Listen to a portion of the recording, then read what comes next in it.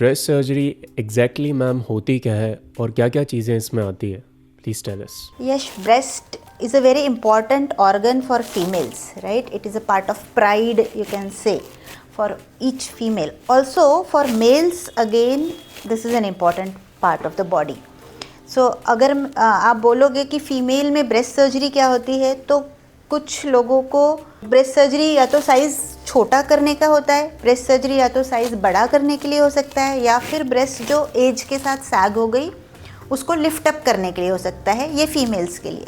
और मेल्स में सेम चीज़, mail boobs या गायनेकोमेस्टिया हम जिसे बोलते हैं, उसको रिड्यूस करने की सर्जरी को मेल में की जाती है। ब्रेस्ट सर्जरी एग्जैक्टली की कैसे जाती है मैम, और कितने टाइप्स की ब्रेस्ट सर्जरीज होती हैं?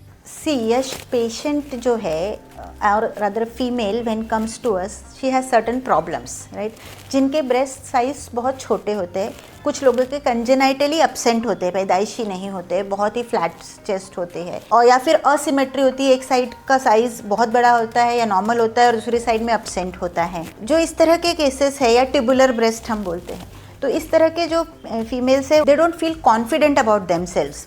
उनको अपने आप को प्रेजेंटेशन, दुनिया बहुत फर्स्ट इम्प्रेशन वाली है या प्रेजेंटेशन वाली है अभी तुम्हारी जो जनरेशन है, तो उसके लिए उनको कॉन्फिडेंस नहीं लगता है, तो वो that confidence they lack for this. So that is the reason they come to us, to build up that confidence. We do breast augmentation surgery. तो breast augmentation दो तरह से किया जा सकता है, या तो हम ब्रेस्ट सिलिकॉन इम्प्लांट्स डाल के बड़ा कर सकते हैं ब्रेस्ट का साइज़ को, या फिर हम फैट डाल के ब्रेस्ट के साइज़ को बड़ा कर सकते हैं। जब हम इम्प्लांट डाल रहे होते हैं तो सिंगल सिटिंग में सर्जरी होती है, और उसके बाद सिंगल डे की सर्जरी है, एनेस्थेशिया में, जनरल एनेस्थेशिया में होगी सर्जरी। उसके पहले हम लोग सारे इन्वेस्टिगेशंस कराते हैं। कई बार क्या होता है कि जैसे पेशेंट आया तो ऐसा नहीं कि आज आए और हमने आज सर्जरी कर दी, हम लोग उनसे 2 से 3 कंसल्टेशंस लेते हैं, पेशेंट को समझाया जाता है इस तरह से सर्जरी होगी, ये किया जाएगा, ये जांचें होंगी, फिर आपकी फिटनेस होगी, फिर आपको एनेस्थेशिया के अंडर, नाइफ के अंडर लिया जाएगा, and then we proceed for the surgery. So implant surgery जो है वो सिंगल डे प्रोसीजर है या डे केयर प्रोसीजर है, एंड सिंगल टेक में हो जाएगी। सिमिलरली अगर आप बोलेंगे फैट कैसे करते हैं, फैट ग्राफ्टिंग कैसे करते हैं, तो उसमें हमें बॉडी के एक पार्ट से फैट को निकाल के ब्रेस्ट में डाला जाता है और ब्रेस्ट के साइज़ को बड़ा किया जाता है। यहाँ पे एक बार में ब्रेस्ट का साइज़ उतना नहीं बढ़ता है जितना कई बार आपकी एक्सपेक्टेशंस होती है। वहाँ पे हम लोग कई बार हमें 2 से 3 स्टेज में ये सर्जरी करनी होती है, बट डेफिनेटली फैट यानी आपका अपना बॉडी पार्ट है, और सिलिकॉन एक फॉरेन बॉडी है आपकी बॉडी के लिए। So both ways we can do breast augmentation. फिर कुछ जो बेसिकली एक बीमारी बोलूँगी या पैथोलॉजिकल भी है, जहाँ फीमेल्स का ब्रेस्ट साइज़ बहुत बड़ा हो जाता है एंड उन्हें अपने साइज़ की ब्रा नहीं मिलती है। ब्रा अगर वो पहनते हैं तो उन्हें स्ट्रैप के मार्क्स हो जाते हैं, पूरे शोल्डर पे ऐसे डीप रेड मार्क्स हो जाएंगे, एंड उनका कॉन्फिडेंस भी बहुत पुअर हो जाता है, because as you know the society is very different, so they are not confident about carrying those huge size breasts. They have to take dupatta all the time, scarf all the time. कई बार वो लोग झुक के चलने लग जाती है तो उनके स्पाइन में इश्यूज होने लग जाते हैं, लो बैक एक होने लग जाता है, ड्रूपिंग ऑफ शोल्डर्स होने लग जाता है। तो ऐसी कई प्रॉब्लम्स उन फीमेल्स को होती है जिनके साइज़ बहुत बड़े होते हैं। तो उन केसेस में हम ब्रेस्ट रिडक्शन सर्जरी करते हैं। दोनों साइड की ब्रेस्ट का साइज़ रिड्यूस किया जाता है एक ही बार में, और दोनों को कई बार सिमेट्रिकल बनाया जा सकता है। तीसरा जो पार्ट है फीमेल ब्रेस्ट सर्जरी का, वो है ब्रेस्ट लिफ्ट सर्जरी। जैसे कि जानते हो उम्र के साथ सारी चीज़ें नीचे आ रही है, ग्रेविटी का इफ़ेक्ट है। सिमिलरली ब्रेस्ट का साइज़ फीमेल्स में प्रेगनेंसी में बढ़ रहा है, कम हो रहा है, लैक्टेशन में बढ़ रहा है, फिर कम हो रहा है, या प्यूबर्टी के वक्त बढ़ रहा है, कम हो रहा है। तो ये जो वेरिएशन है उसकी वजह से भी, या फिर इन जनरल वेट गेन किया, वेट लूज़ किया, वहाँ पे भी ब्रेस्ट साइज़ बड़ा होकर छोटा जब होता है तो ब्रेस्ट नीचे लटक जाती है, ऐसे कह सकती हूँ, सैगिंग हो जाती है। उस ब्रेस्ट को अपलिफ्ट करते हैं कि सर्जरी को मैस्टोपेक्सी या ब्रेस्ट लिफ्ट सर्जरी बोलते हैं। ये सर्जरी हम इम्प्लांट के साथ भी कर सकते हैं, रिडक्शन के साथ भी कर सकते हैं।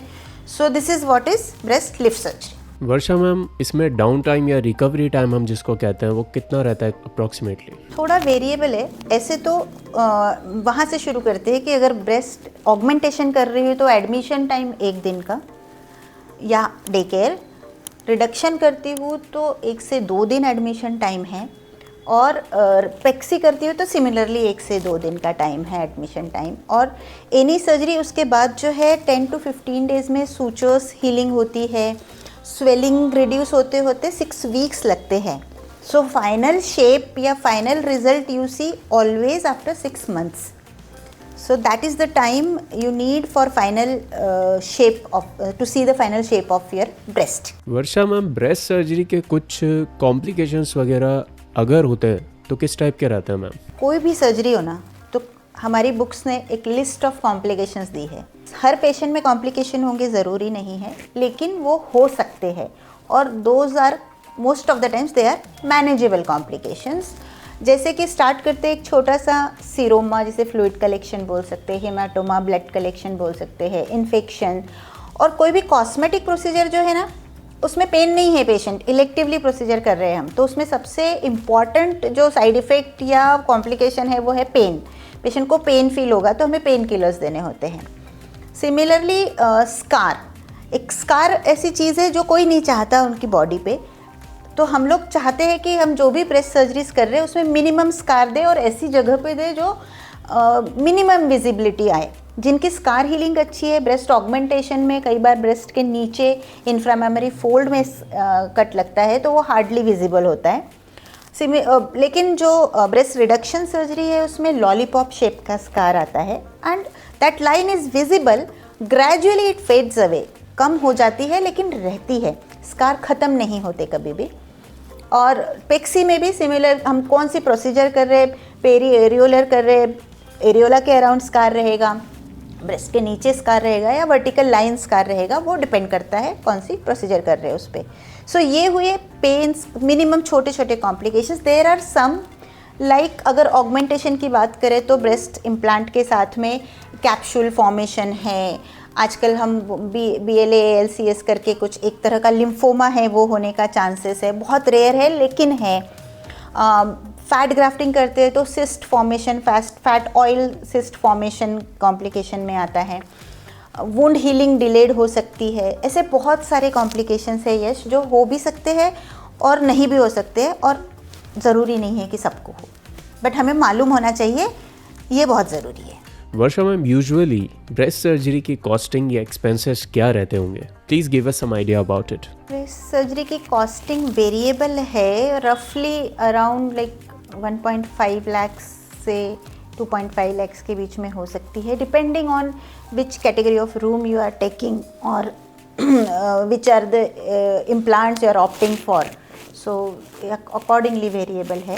सिमिलरली रिडक्शन में भी 1.5 से 2 लाख, और इन एडिशन टू दैट आजकल GST लगता है इन प्रोसीजर्स पे, so 18% GST the patient has to pay for the procedure. In case someone wants to go to Delhi or Mumbai or some metro city to get the surgery done, तो उस case में ma'am कितना costing increase हो जाती होगी, एक rough idea? Definitely metro cities में it is costlier than Jaipur, but we are doing the same job at much cheaper rates, so I'd say don't go to metro cities and come to us for the same. Varsha ma'am, breast surgery के बाद में post operative recovery किस तरह से कैसे होती है ma'am? यश, ऐसा है कि अगर हम ब्रेस्ट ऑगमेंटेशन कर रहे हैं तो नेक्स्ट डे डिस्चार्ज पेशेंट को हम कर देते हैं। उसका जो वुंड हीलिंग टाइम है वो तो है ही, जो हमने डिस्कस किया, लेकिन कुछ चीज़ें जो पेशेंट को ध्यान रखनी है, जैसे हम इन्फेक्शन के लिए एंटीबायोटिक्स दे रहे हैं, पेन किलर्स दे रहे हैं, स्वेलिंग रिड्यूसिंग मेडिसिन दे रहे हैं, मल्टीविटामिन्स दे रहे हैं, इस सबको टाइम पे लेना है, टाइम पे फॉलोअप करना है।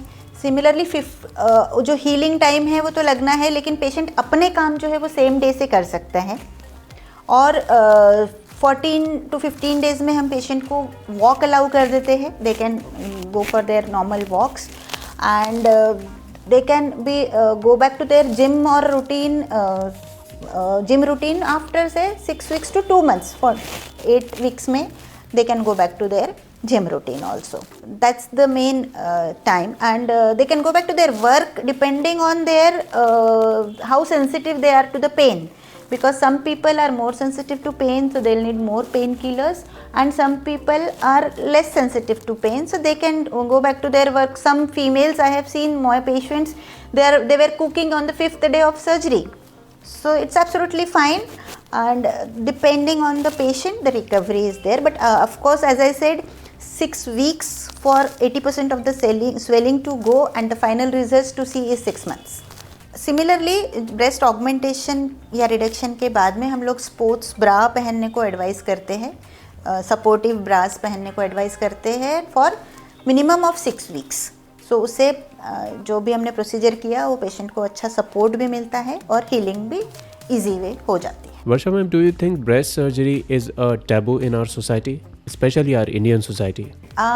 यश ऐसा नहीं है फर्स्ट आंसर, लेकिन जब हमने स्टार्ट किया तो इनिशियली डेफिनेटली ऐसे था. या फिर अगर कोई साथ में आ रहा है, जैसे ब्रेस्ट रिडक्शन के लिए फीमेल आ रही है, तो कोई कभी भाई आ रहा है या हस्बैंड आ रहे हैं या फादर आ रहे हैं, तो हमें ये पूछते हैं कि क्या इसको ज़रूरत है क्या इस सर्जरी की. इसीलिए मैंने आपको सारे इंडिकेशंस बताए कि females are suffering because of the large size of their breast, तो वो सर्जरी बहुत ज़रूरी है उनके लिए. मैं तो ये कहती हूँ कि ये सर्जरी को इंश्योरेंस में भी कवर होना चाहिए, because this is not a cosmetic surgery, this is basically a pathological problem for the female, और उसको सॉल्व होना चाहिए एंड इसको इंश्योरेंस में भी कवर होना चाहिए. So it is not at all a taboo. Nowadays females are coming up, family is very supportive, और रिडक्शन के साथ साथ ऑगमेंटेशन के लिए भी बहुत सारी फीमेल्स आ रही है. Now it has become a very common procedure. Varsha ma'am, please tell us about your journey, how it has been. Tell us more about yourself. यश, देखो मेरा नाम जो है, मेरा नाम है doctor Varsha Bundele, and I basically did my MBBS MS from GMC and IGMC Nagpur, और MCH plastic surgery from Nair hospital Mumbai. After that, after marriage, I shifted to Jaipur, and I've started my practice in Jaipur since 2009. So I'm here, started with all kinds of plastic surgery, gradually shifted my practice to cosmetic surgery. Most of my practice nowadays is cosmetic practice. I'm attached to Eternal Hospital, where I'm a senior consultant, and I run this clinic by the name of Cosmetic Surgery and Laser Clinic at Chitrakoot, Jaipur. Where I do all the procedures under local anesthesia, lasers, peels, botox, threads, fillers, all these small procedures under local anesthesia like scar revisions, ear lobule repairs, liquid rhinoplasty as you are saying. So all these things I do at my clinic, and all the surgical procedures we do at Eternal Hospital. So girls and ladies, whosoever is watching this video, Varsha ma'am के contact numbers are in the description. Breast surgery या किसी भी दूसरे cosmetic procedure से related आपको कोई doubt है, so you can use that number and contact Varsha ma'am.